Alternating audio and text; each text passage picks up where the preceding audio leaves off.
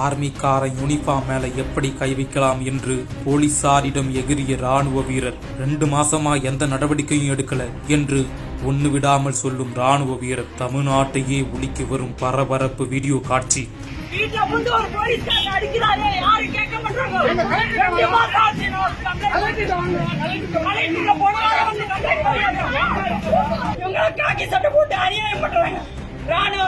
எனக்கே இங்க பாதுகாப்பு இல்ல, சாதாரண மக்களுக்கு எப்படி இவங்க பாதுகாப்பு கொடுப்பாங்க?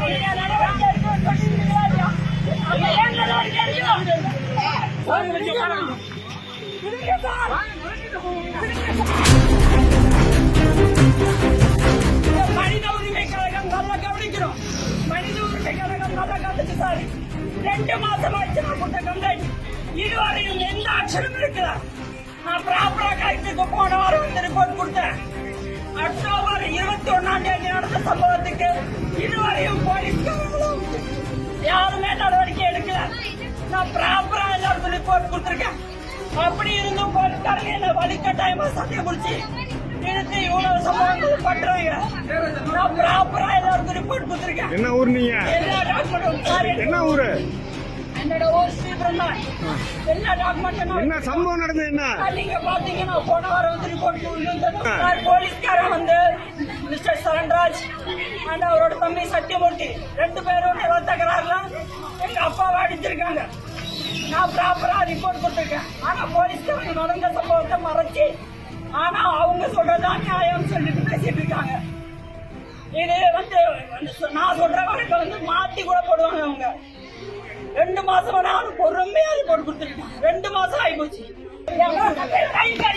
சட்டையில கை வச்சிருக்கீங்க, சட்டையில நீங்க கை வைக்கிறீங்க. அதிகார மேல எப்படி நீங்க கை வைக்கலாம்?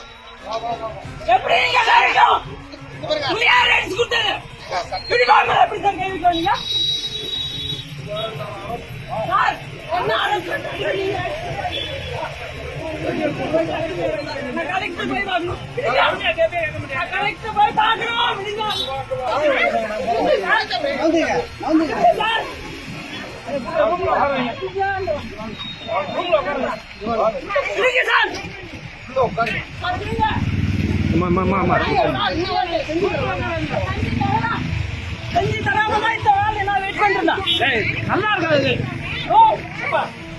இது ஒரு தரப்பின் தகவல் மட்டுமே.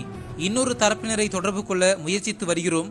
அவர்கள் விளக்கம் தந்தால் அதனையும் வெளியிட்டு உண்மையை வெளிக்கொண்டு வருவதற்கான முயற்சியை எடுப்போம் என்பதை உறுதியாக கூறுகிறோம்.